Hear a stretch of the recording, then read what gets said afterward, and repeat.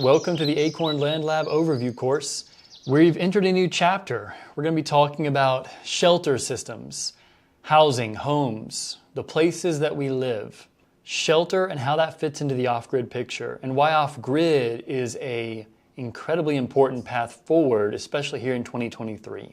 There are almost as many issues with our current housing system as there are in the current food system. Let me just run through a few observations here. In 2023, the median home cost across many of the states in the United States is between $350,000 to $400,000. Median home price. At a 6 to 7% interest rate, which are prevailing rates in 2023, if your home costs between $350,000 to $400,000, you are looking at paying $1 million or more over a 30-year mortgage. Let that sink in. $1 million or more in principal and interest paid for what is very likely a ticky-tacky builder spec house in the suburbs. There are new builds all over the county here that I live in that are in the $300,000 and $400,000 and up range. These are homes that are made by national builders. Frankly, these homes they're garbage with the quality of materials and the build quality that they're using to create these homes. These homes are on zero lots. There is no room to do any type of projects. These homes are in HOAs. You couldn't set up a garden or have a rainwater collection system or a methane digester, even if you wanted to. Frankly, most of the suburban homes being built today are financial traps. They are not assets in any sense of the word. They're not productive. They are massive liabilities. People think the home values will continue to go up, up, up, up, up. And they might in the short term, but eventually those suburban homes that are on zero lots, built out of cheap builder grade materials, they're going to fall apart. The only valuable part is the land that they're on top of. The actual sticks and bricks of the home is a total liability. So modern homes are oversized, they're energy inefficient, they cost a fortune. They are hyper-regulated in many suburban areas by a zoning industry that favors insurance companies, builders, and having a high tax base. Homes are no longer built to be affordable shelters that are energy efficient, that provide enough space for an affordable amount of money. Housing in the US is so broken, and most of that tracks back to the post-war period when the suburban model was born. The suburban model is totally unsustainable. The amount of money going in to maintain the road infrastructure for suburbs will bankrupt many metro counties over the next 50 or so years. I know our county in particular is $1 billion with a B, $1 billion behind in road work. Our county budget's about $300 million, from what I understand. Our county's still growing. So we're still growing and we're already in the hole on road work. And we're in a Sunbelt city. It's not like I live in Detroit or one of the Rust Belt towns that's just imploded. But these Sunbelt cities will implode in the coming decades financially when they start to level off. These suburban cities can only grow through growth. It's a Ponzi scheme effectively. New subdivisions, new tax bases provide the income to continue to fuel growth that cannot sustain on its own. So issues with housing, you'll continue to hear me say, they come back to one thing primarily. Boom. Issues with housing come back to zoning. Zoning today in 2023 is far more restrictive, far more arcane, far more nonsensical than it ever was in the 1920s, 1930s, or even the 1940s. In this county, I cannot build a home smaller than 1,500 square feet. The home office I'm in right now is 1,200 square feet because it was built in the 1940s. It was grandfathered in. This was one of the only affordable starter homes my wife and I could buy. We put an offer on this home sight unseen because it was one of the only homes that we could feel good about affording. And the home's value has gone sky high since COVID and all the money printing. So starter homes are just not being built anymore. Gen Z and millennials simply cannot afford homes because builders have no economic incentive to build starter homes. Builders only make money when they're making luxury homes. Investment companies, hedge funds, They can only make money when they're building apartments for rent or apartment subdivisions. There are more and more subdivisions going up in our county that are built, bought by an investment bank, and they are rented from day one with rent starting at $2,000 a month. My first mortgage was $1,600 a month. These rents are more than my mortgage. I know many people renting these homes because they don't have any other options. They would love to purchase a home, but they cannot because of the institutional banks gobbling up single-family homes, because of the lack of starter homes, and because any existing starter homes are snapped up immediately. Like I said, this home had 4 offers on it by the time I put an offer on it sight unseen. We were lucky to purchase it. What do you do? If builders don't make starter homes, if builders are only making McMansions with high profit margins, if investment banks are snapping up all the mid-level starter homes, and if apartment complexes are the only small-scale dwellings that are being built, what do you do if you want to build equity and actually have stability and build your nest egg, which has been the traditional vehicle for the American dream, owning some small piece of property and building equity in it? You can't build an off-grid home in this county. Most metro counties will not allow you to build off-grid homes. There is a short list of states that still give you the freedom to build creative structures and off-grid structures, but that list continues to shrink. In some states, there are a few counties left where you can do that.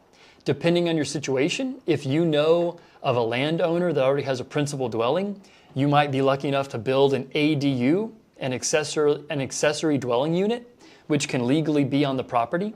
That could be a tiny house, it could be a yurt, it could be a cabin, but those are more special instances. There is not a scalable, sustainable way for people to build small homes in the 200 to 1,000 square foot range. People can't build those homes legally. It is illegal. We have put so much precedent on building McMansions, big homes, energy inefficient homes, homes built for car-centric suburbs. We are bankrupting ourselves as Americans. And this is happening elsewhere too.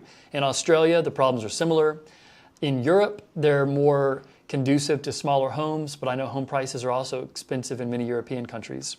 So, issues with modern shelter. There are so many. For starters, the giant ticky-tacky homes they're building here in my county. Those homes are going for $300,000 to $400,000, and then you've got to pay the energy bill, the gas bill, the water bill, the sewer bill. The home is basically helpless. It can't do any of its own things other than give you shelter from the rain. You're paying for all the utilities. Your home doesn't have any room to grow any food. Your house is totally a financial liability, and because it's made out of builder-grade materials, it'll be garbage in 30 years. We have friends that have bought brand new homes, and the appliances and the components in the home start breaking from day one. There are only 3 or 4 national builders that build the majority of our homes now in the industrial tract housing. Like everything else in our course, you're going to see the patterns that big is effectively bad. Big companies, big builders, big overweighted government, whether it's local or federal, big ag, big energy. Big is all about squeezing little folks and normal folks. This is where creative solutions and off-grid living can give folks like us more freedom, and we have to pursue it while we can. So big systems, like the overbearing zoning systems, are crushing creativity, sustainability, and affordability. If the powers that be truly wanted sustainable options, they would allow people to build creative off-grid homes. That is not the case. So the first thing to do is to research, where can I build off-grid legally? And if you don't want to move to one of those locations like Missouri, Texas, Tennessee, parts of Arizona, New Mexico, certain areas in North Carolina, you really got to do your homework. If you can't build off-grid in an off-grid friendly state or county, how can you build off-grid on an existing property that might already have a full-size house? It is possible. It just takes work and research.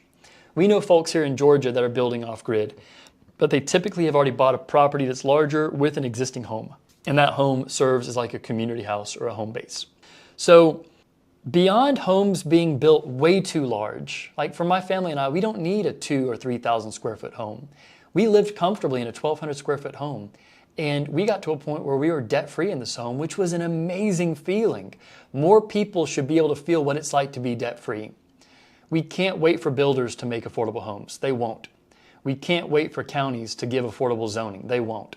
The government and the building companies are not going to create solutions fast enough for us to have affordable housing. I don't want to work to pay off a mortgage for 30 years. I'm confident that I can have other solutions that are more small in scale to be able to pay off my home far more quickly. And I know many young people want to do that as well. Having a giant home in the suburbs is not the American dream for many anymore because it's just a financial trap. So let's run through the key issues here. I'm going to try not to repeat myself too much. Homes are oversized today. They're way bigger than they need to be. Zoning minimum sizes are way bigger than they should be. They say it's for safety. That's not true at all. You can build a perfectly safe 300, 400, 500 square foot home. Modern homes made out of builder grade materials are made out of cheap and often toxic materials with lots of VOCs, glues, plastics. Homes today are built out of very crummy materials. Homes today are built in car-centric suburbs. You've got to buy a car and have car payments just to buy the home in the suburbs. So you're paying for car debt, insurance, heaven forbid you wreck the car and have to pay all that out. You're paying for fuel, you're paying for the suburban home, you're paying property taxes, and you're doing all this with post-tax money. Car-centric suburbs are bankrupting so many folks. It's not an option to have a walkable community anymore because of zoning once again. Giant mortgages. The median home price in 2023 with the interest rates that are prevailing is $1 million for a 30-year mortgage. Homeowners are trapped. You have no choice but to have the corporate job to pay for your corporately produced housing. Homes today are liabilities instead of assets. A home that's an asset would be an off-grid home that collects water through rainwater and wells. It would produce its own energy through methane digesters and solar power. It would grow its own food, at least part of its own food, through gardens, chickens, livestock systems. It would produce not only shelter, but water, food, energy, and sanitation by using methane digesters and composting systems. Our focus on consumerism since the 1940s and 50s has led us down this path where more and more people can't afford a home and they're going broke living in the homes they're in. The acorn home that we dream about is able to provide most of its own utilities and much of its own food. I'll put a link to the Acorn Home article down below. Overregulation and increasing zoning lead to more expenses for homeowners. Building codes are not all bad. Some are there for our safety, but many of them are totally irrelevant and favor the building industry's profits. They favor the insurance industry's profits over human health and well-being and affordability.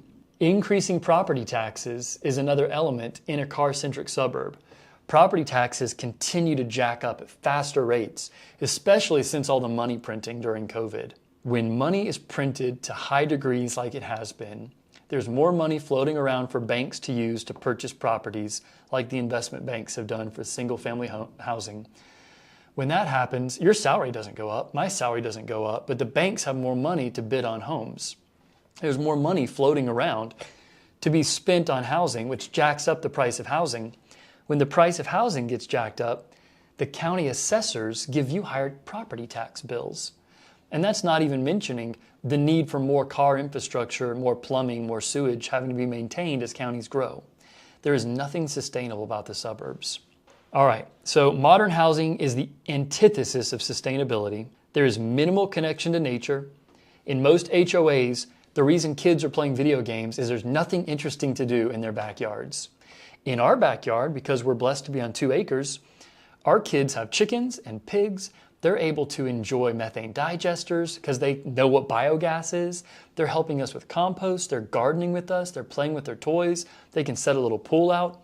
Children that live in modern suburbs on zero lots are almost forced to stay indoors and play on video games and continue to basically enter the matrix more and more. All right, we've talked a lot about the issues around modern housing. Boom, there goes the thunder again. So the next few sections are going to be all about solutions for modern housing problems.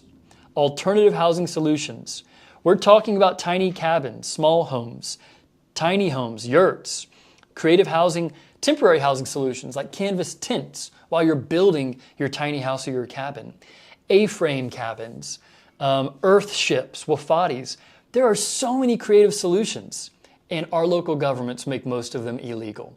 So I believe more people are going to start voting with their feet. Our family is going to be one of those groups. We're learning about more and more restrictive laws in our community that do not promote affordability, they don't promote sustainability, they don't promote creativity. So we're eventually gonna have to vote with our feet. We're gonna move somewhere that does promote that with more like-minded people. So we wanna be financially free. I do not wanna have to work for some big corporation to continue paying exorbitant taxes, property taxes, income taxes, paying through the nose for vehicles to make that commute. That's another thing about suburban living. You're paying to spend 1 to 2 hours of your life commuting every day. We want to embrace sustainable living, not just because it's sustainable, because off-grid living gives you freedom, it gives you your time back, it helps you to care for the land better, you are able to eat healthier, you're able to save more money, you have a more affordable lifestyle, and become debt-free faster. All right, your actions, what you can do moving forward. Research where you can build an off-grid home legally. I'll put some starter links down below. Look at your local zoning. Can you build an off-grid home legally? If you wanted, could you build a tiny house or a yurt or a cabin? Could you build an Earthship or a Wofati? If you're within 50 miles of a major city, I'm gonna guess no, you can't do any of that legally. Can you even capture rainwater legally where you live? If you're in Colorado, you might not be able to. Write a letter to your zoning board to encourage legalizing these types of homes. Legalize tiny homes, legalize yurts, legalize Wofatis, legalize Earthships, legalize small 500 square foot A-frame homes. There's nothing wrong with these solutions. This is how we tackle the housing affordability crisis if the powers that be want to tackle it. Many of those in power do not want to make more affordable homes. There's too much money to be made off of unaffordable housing. Research your local zoning laws to understand what the minimum square footage is required in your county. Can you even build a home that's not connected to public utilities? You might be shocked to find out you can't do any of that. Look up the housing cost increases since the 1970s. That era, the 1940s, 50s, 60s, 70s, it was so much more simplistic to build your own home in many of the American suburbs. Since then, the NIMBY, not in my backyard mentality, has prevailed. Regulations have gotten so much more intense, and that has led to skyrocketing prices. We're in deep trouble with housing affordability, but the solutions are so simple, and we're going to dive into so many of those solutions over the next few videos.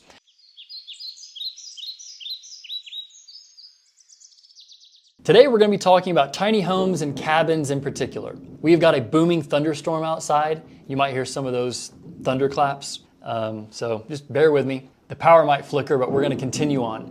All right, so I started building my first tiny home when I was 23 years old. I had paid off my student loans. I had saved up some money and bought a piece of land.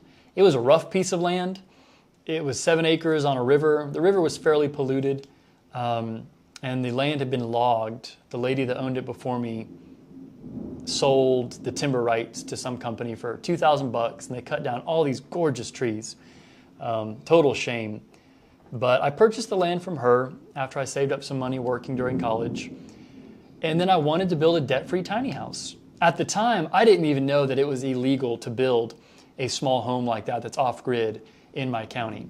I didn't know about those zoning laws. That's tremendous. You gotta research zoning laws before you start sinking money into property and tiny homes, cabins, tents, yurts, you name it. But I built the shell of the tiny house with my bride-to-be. We were engaged. We built the shell for about $10,000 to $15,000. We didn't have the inside finished out. We got married, and by training, I was a software engineer. I had graduated school. I was not a carpenter, an electrician, a plumber. I didn't have any skills in the trades. I was watching YouTube videos. And a lot of the systems that we use now at Acorn Land Labs did not exist back then, like home biogas or Ghost Sun ovens. And if they did exist, I hadn't heard about them. I know a lot of those projects have been crowdfunded and developed in recent years. We had the shell of a tiny house. We had 45 watts of solar panels and a small battery pack. We did not have rainwater collection set up. There was a well on the property, but it was a shallow well, and we didn't have a pump system installed yet. So we're newly married. We just thought we were going to live in the tiny house and finish it out as we went. Well, down here in Georgia, we had another thing coming. We got married in summer, and it was such a roasting summer. We did not have AC. The plumbing wasn't finished. The electrical wasn't finished. We lasted 5 nights in that tiny house. It was a hot box. And then because the tiny house wasn't totally sealed in yet, she got bit by an ant or a wasp in the middle of the night, had an allergic reaction. We end up in the ER, and I realize we are not ready. I have not gone about this project the right way. And that's been a big reason we started Acorn Land Labs, so you could learn from our experiences and not do what we did, go about these projects the right way. The tiny house had been paid for, cash, the land was paid for, we were debt-free, but we didn't have systems that were properly functioning to sustain us healthily. We were getting sick because it was so hot out there during the summertime. We were running a small online Etsy business, producing rubber stamps. We made enough money to live, not a ton. I knew I didn't want to go back to corporate America, but because I had interned and then worked building software for commercial applications, but we weren't ready. It wasn't time to go off grid yet. I didn't have the skills, didn't have the knowledge, didn't have the systems. So we ended up getting a mortgage, bought a home, I got a job in the city, we regrouped. We still had the tiny house, we still had the land. So planning is critical for a tiny house build, a yurt build, a cabin build, a glamping tent build, an A-frame, a Wofatis, an Earthship. I'm all about jumping in head first, but make sure you've got backup plans. Make sure you've got the funding. Talk with people that have done it. Talk with people that have experience. Watch courses that go step by step by step through the process. Build your budget, build your forecast. Because if you don't, you could end up slowing down your dream, slowing down your process. With all the systems we have now, between rainwater collection, solar generators, methane digesters, solar ovens, solar-powered refrigeration, we could have gone off-grid easily back then with the knowledge and the systems that I have now. Hindsight is 20/20. That's why we're building this course to introduce you to these concepts. So you've got the toolkit to build the system you're dreaming of affordably. So benefits of tiny homes and off-grid cabins. Many of these are obvious, but we're going to list them anyway. Debt-free living. If you're just a 1 or 2 person household and you build a 200 square foot tiny house, you could build that tiny house for, on the low end, 5 to 10 grand using reclaimed materials. On the high end, $60, $70, $80,000. You could have a home like that paid off lickety-split. The key is to buy the land under the home. It's fine if you know a landowner that you trust, but it's not the tiny house that appreciates in value. The tiny house is just like a car or an RV. It's going to break down over time. Maintenance is critical, but it'll still break down. So that's a depreciating asset. The land is what appreciates in value. So you want to own a few acres under the tiny home or the cabin and own the tiny home. That's how you build wealth. So beyond building debt-free lifestyles faster, tiny homes and small cabins are great to minimize your ecological footprint. I honestly don't lead on this. I want to be a good steward. I want to be sustainable, but I'm doing all these projects first and foremost to get more time with my family, to live more affordably, to be closer to nature, and then to be sustainable. All 4 of those are key aspects for me, but minimizing my ecological footprint is not the first reason I do all this. It's just an awesome byproduct. Permaculture integration. Tiny homes can easily be integrated into passive heating and cooling systems, whether that's passive home design, planting trees around your tiny home, having shade systems, geothermal cooling, or having a few solar panels to power an AC unit. That's the most common and viable way. The smaller the space, the smaller the dwelling, the easier it is to power your home off solar and a small wood stove. Energy efficiency. Smaller spaces are so much more energy efficient for heating with biomass, heating with passive design, cooling with passive design, cooling with a small heat pump or AC unit. It is way more feasible for a small tiny home or cabin to leverage renewable resources. It would cost a fortune to heat and cool a 2,000 or 3,000 square foot suburban home with renewable resources. It's basically an oxymoron. That much space would take $80,000 worth of solar panels to heat and cool. That's just not feasible if you're trying to live affordably. Closer to nature. Our tiny house on the Acorn Land Lab is embedded in the gardens. It's embedded with the greenhouses. You've got these big trees around you. It is a much better way of living than living in some denuded suburban landscape where they clear cut, smacked a giant sticks and bricks home down, and stuck a few twiggy trees as landscaping. Freedom of movement. Tiny homes can be built on wheels. You can move them around. That's a pretty awesome feature. Tiny homes are really no different than RVs. They're just heavier and more durable. So because of that, you don't want to move them as frequently. All the framing and the siding and the interior cladding, it's going to make your fuel bill a lot higher moving the tiny house. And you don't want to have stress on the home by moving it all the time. Some people do, and you can over-engineer yours, but we recommend keeping your tiny home in place for a few years at a time. Simplified lifestyle. Less space means you're going to buy less stuff. We can clearly see that things are not the path to happiness. Check out the minimalism movement. There's all kinds of great documentaries on minimalism now, and no doubt there's a trend aspect to it. You have a more simplistic, affordable life when you have less things. You don't own your things often end up owning you. So a tiny house is a great way of preventing over-purchasing of things. Community building. Community might be the most important concept of this course. Community and permaculture together. You can have all the cool tech to live off-grid. You can have the garden. You can have all those systems. But if you don't have a strong community, you're still poor. Having community is where you build that richness. I could never run all these systems solo. It takes my wife, it takes our boys, it takes all of our team, from Ben behind the camera to our garden director and Joe at the videos. And there's so many more people connected beyond those folks. Community is key to affordable, resilient living. So what's better than one tiny house or one cabin or one yurt? 10 of them. That is the real life hack. That is the real secret for building an affordable community. Getting a group of folks together to crowdfund a piece of property and then subdivide it, split it up, so everyone's got their own piece of property. Because this is not a cult, it's not a commune, it's an off-grid subdivision. That's what you want to build. So community building is a huge aspect to tiny homes and off-grid cabins. Reduce stress and overhead. Small spaces require less time and effort for cleaning and maintenance. I want a home that's the right size to have our clothes and to have a little tiny kitchen, to have a place to relax, to have air conditioning, to have heat in the winter. I don't want to live like a caveman. My wife would not let us live like cave people. And being parents, we want to be responsible and provide everything our kiddos need. But we don't need 3,000 square feet to do it.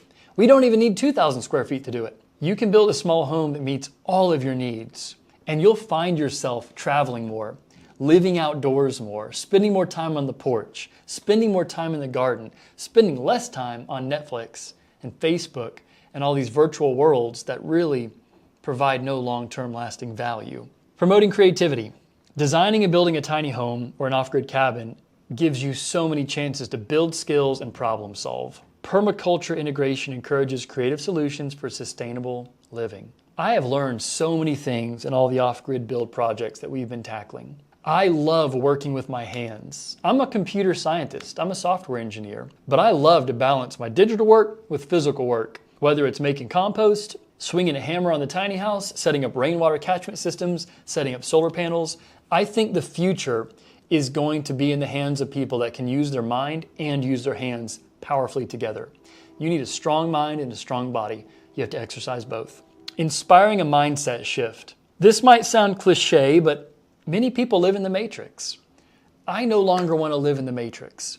I don't want to eat industrial food from fast food restaurants, take that home and watch Netflix for hours on end, go work my corporate job, and find myself completely and utterly dependent on all these external, centralized systems that take advantage of people and take advantage of the environment. I don't want to support that system. I believe we're seeing a rift in society. People that recognize there is a natural, organic, healthy, local way of living, a community-based approach that humans have relied on for thousands of years, and there is the modern machine, which is simply not healthy for humans. It is meant for corporate profits. It is meant for automation, efficiency. There's nothing sustainable about it. It is not meant for thriving. People will either support the organic garden environment, the organic way of living, the organic way of having community, or they'll support the corporate machine. And that divide is going to be more and more clear in the decades to come. I, for one, want to support the small, local, off-grid movement with tight-knit communities that produce a lot of their own food, harness clean, renewable energy, have freedom to build what they want, where they want, rather than have this overbearing corporate, high-regulation, high-tax environment that stifles creativity and ends up making people subservient to big corporations and profit-driven agendas. All right, stepping off the soapbox, tiny houses and cabins. Finally, they encourage mindful consumption. Living in a smaller space encourages you to focus on the necessities. So there are so many plans for tiny homes and cabins. You can build them out of brand new materials. You can build them out of reclaimed materials. I'll add some links below to some of the websites where you can get plans. There's a lot of free plans too, or you could design your own. I really love the Pin Up Houses website by Joshua Woodsman. We'll be building one of his designs later this year. He's got some great off-grid cabin designs. Tumbleweed Tiny Homes is one of the first designers that I caught on to. I believe they're still out there, but I'll add links for all that. Next items you can do. Go visit a tiny house near you. Search on Vrbo or Airbnb. Go rent a tiny house for a night or two. See if it's for you. Don't decide to build a tiny house if you haven't lived in one for a night or two. You need to make sure it's a good fit. Research tiny home plans. Find your dream design. What would you build and where could you legally build it? Make a budget to see how much you need to save up to build your tiny house. You could use reclaimed materials, new materials, a mix of both. Research zoning for tiny homes. Can you build legally where you are? Can you even build legally in your state? Or would you have to move elsewhere to do so?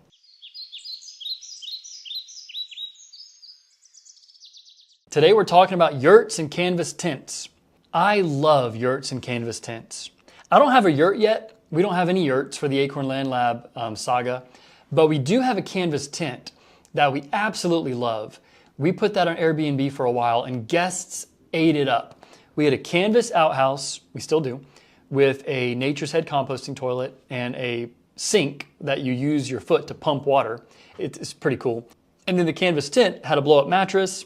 It has got connection to our home power supply. We've got solar in the back and then a battery system. And we've got lights strung up around the canvas tent. It's got all the essentials for cooking over the fire. It's got your coffee maker. It's set up as a short-term rental. But you could totally live in a canvas tent, and many people do, while they're building their bigger home, whether it's a tiny home or an off-grid cabin, A-frame, Earthship, Wofati. Some people even live in canvas tents full-time. If you get a fly for the tent to really weatherproof it, because sunlight and rain will eventually wear out the canvas, the UV rays will destroy the canvas fibers after a while. The canvas tent we have was about $1,200, and it is such a high-quality tent. I mean, people hear tent, they think of those cheap, crummy, like Coleman tents. This, our canvas tent is a white duck tent. We absolutely love it. If we didn't have 2 kids, I could totally see my wife and I living in it while we finished the tiny house project 10 years ago. Now, we didn't really have the foresight to think through that, but that totally could have been possible. So, canvas tents and yurts are fabulous off-grid shelters, especially for temporary situations where you're building a bigger structure, because they're affordable. You can get a high-quality canvas tent for $1,000 and sometimes less. You can get a great yurt for $7,000, $8,000, $10,000. Yurts are like tiny homes. They can be as expensive as you want them to be, but you can get a great yurt set up for 10 to 20 grand. One of my favorite aspects of tents and yurts, I love everything compostable. I am addicted to composting. The idea that you could have a home for 5, 10, 15, 20 years and obviously keep fixing it up, but if the tent or the canvas yurt has truly worn out after like 40 or 50 years, it's made of wood, it's made of canvas. You can compost the whole thing. Granted, you want to check and see if there's any kind of like fire retardants or other chemicals, but these are structures made out of natural materials, which makes them so much more sustainable than most living systems. I think in our modern world, we often forget that humans lived in tents, teepees, and yurts for hundreds, if not thousands of years, from the nomadic tribes in Mongolia to the Native Americans, and so many other people groups worldwide have relied on tents, yurts, and teepees as a full-time way of living. I think so many people today that are month to month in their apartment, commuting to work, they just dream about living in a tent, being nomadic, going from place to place, seeing new sights, and eating off the land. I'm not saying it was an easy life. I'm sure it was not. But I know it had its own unique joys. I think we need to bring back tent living, canvas tents, and yurt living. And many homesteaders are doing exactly that. Yurts and tents are one of the most affordable, sustainable ways of getting your foot in the door for off-grid living. So let's run through some of the benefits. Affordability and cost effectiveness and sustainability. It's a compostable home. Yurts and tents are more budget friendly than most traditional housing structures. And they're very portable. It's great for setting up a temporary home if you're not sure where you want to plant your final off-grid home. Low environmental impact. They're made out of canvas. Tents are made out of natural materials. Yurts are made out of natural materials. Wood, cotton, fibers, sometimes hemp. So if you really want to make sure your environmental footprint's small, canvas tents and yurts are fabulous. Natural ventilation and comfort. In the springtime and the fall, our canvas tent is my favorite place to be. You can see the sunlight hitting the tree leaves, leaving the shadows on the tent wall. The airflow and the breathability of the tent is fantastic when the weather is right. And when it's cold, we can put a heater out there or a small wood stove. When it's hot, we can put fans out there or a tiny AC unit. Adaptability and mobility. Yurts and canvas tents are so portable, fostering flexibility. You can move it where you need to. If you sell the land, take the tent or the yurt with you. Close connection to nature. Living in a yurt or a canvas tent provides such a unique opportunity to immerse yourself in nature. I don't think we've scratched the surface on how healing being in nature is. The Japanese have the concept of forest bathing. I'm probably going to butcher the pronunciation, but shirin-yoko, bathing in the forest. Being in the woods, being outdoors, grounding, spending time near running water has so many health benefits. If you're living in a tent or a yurt, chances are you are closer to nature because you are in the woods or near the woods, living in your off-grid abode. Permaculture integration. Yes, tents and yurts can be integrated into permaculture designs, utilizing space efficiently for your off-grid setup. There's the cultural and historical significance. We need to get back to our roots. Let's do more tent and yurt living. It's freedom, it's affordable. You are giving up some conveniences, there's no doubt about it. There's no perfect silver bullet, but our ancestors definitely lived in tents and yurts for thousands of years. Reduced overhead costs, educational potential. Being able to teach your kids or friends and family about what's possible in a tent or a yurt. And I don't think I'd live in one full time unless it was a pretty good sized yurt, but temporarily while building a cabin, I would totally live in one. Let's see here. Finally, there's just the ability to be able to have a structure you can put on Airbnb or Vrbo as an income stream.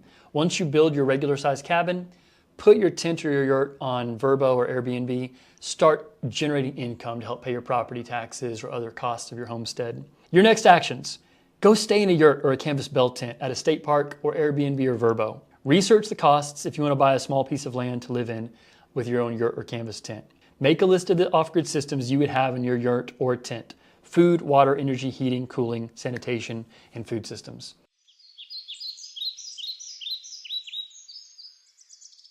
Today we're talking about Earthships, Wofatis, and shipping containers.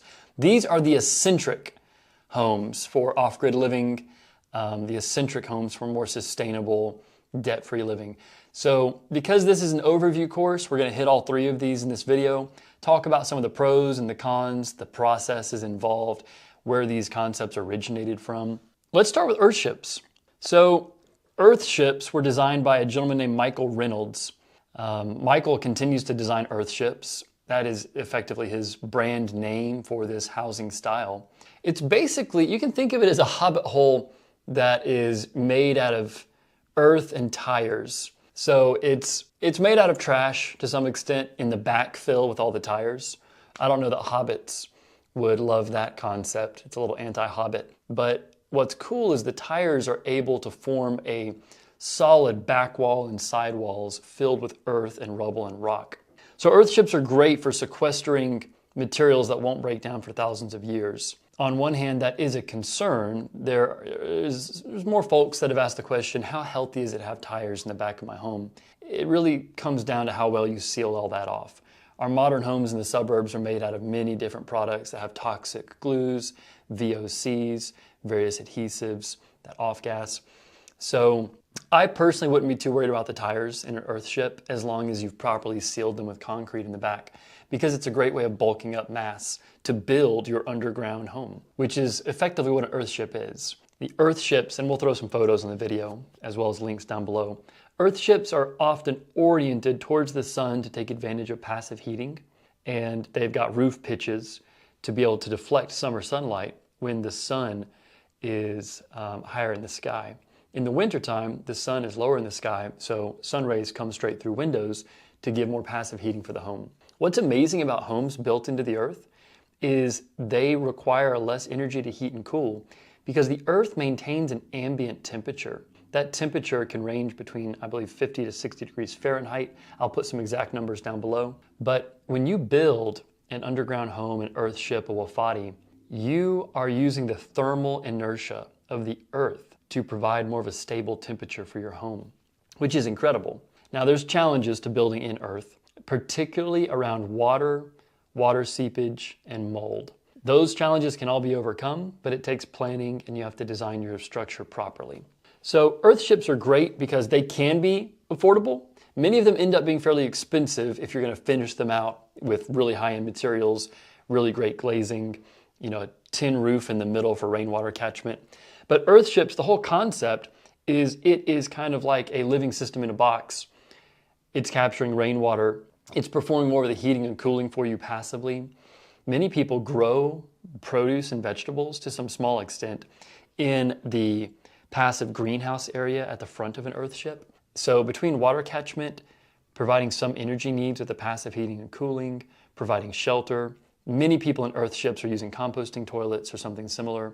The Earthship brings a lot of those systems you need into one package. So an Earthship utilizes recycled and upcycled materials like tires, bottles, and cans. It's got the passive design, got rainwater harvesting. It is very popular in the self-sufficiency permaculture worlds. All right, have we missed anything on Earthships? That's it in a nutshell. The biggest plus to Earthships is they minimize your dependency on utilities and energy inputs. Now, one of the biggest challenges with Earthships, just like all the other creative small homes or eco homes, it's zoning. Good luck building an Earthship in Metro Atlanta or somewhere around Dallas, Texas. You've kind of got to go out farther into the boonies to build an Earthship. I believe some people have got them permitted, but that takes a lot of effort and time. So Earthships are an amazing option, but once again, zoning is the biggest roadblock. You'll hear that again and again in our series. Zoning is what hangs up most of these creative ideas. So it's high time for all of us to be writing letters to our boards of commissioners, the county zoning board, to let them know we need wiggle room. We need experimental zoning to allow for some of these creative ideas as housing continues to get more and more expensive and out of reach for many, especially Gen Z and millennials. So the cousin of the Earthship is an even cheaper home to build. This is one I'm really excited to try building one day on our 7-acre land lab. It's called a Wofati. The Wofati name was coined by Paul Wheaton. Paul Wheaton is one of my favorite personalities and leaders in the permaculture homesteading world. Paul Wheaton has a software engineering background like myself, so I can relate to that. And now he's all in on these low impact, low technology ways of living sustainably and affordably. So Wofati stands for Woodland, Euler, Freaky Cheap, Annualized Thermal Inertia. Let's unpack that. These Wofatis are designed to be built onto the side of a small hill or a mountain or slope facing southwards if you're on the northern hemisphere. You want your Wofati to face the sun as the sun is tracking across the sky, just like an Earthship. You effectively dig out a hobbit hole. You have 2 berms of earth on the sides. Then you lay down a water barrier, kind of like a skirt, so that water is going to flow away from your structure. And the placement of earth and the orientation of the Wofati are all very important aspects to make sure water doesn't seep into your home and that you collect as much passive solar heating as possible during the winter months. So Paul Wheaton recommends that you're building your Wofati in a woodland area because you need wood.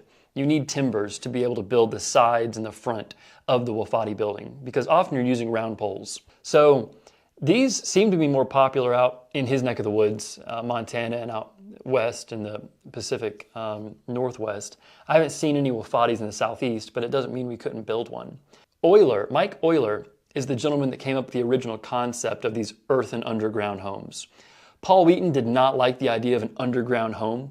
That term's very off-putting for many of us. So he updated it to Wofati. So you're building this hobbit hole-like structure in a woodland on a slope facing south.